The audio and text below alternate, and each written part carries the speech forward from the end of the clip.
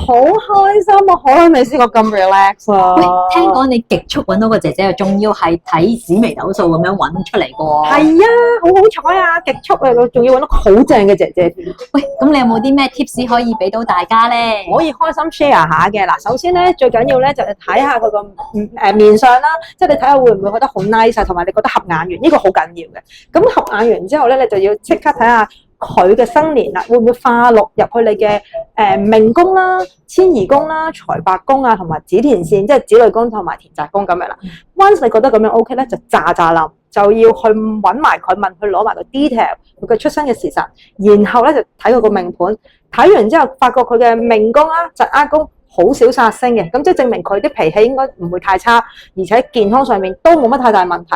咁就即刻可以同 agent 講，喂，嚟個 interview 啦，即時嚟個 live interview。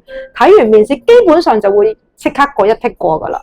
哦，咁所以大家嗱臨快啲，如果有興趣要請姐姐嘅咧，即刻 like 我哋呢個 post，咁跟住喺我哋下面嗰度留言俾我哋，咁我哋就會隨機抽一位朋友仔幫佢睇下可唔可以揾到一個合適嘅姐姐啦。快啲留言啦！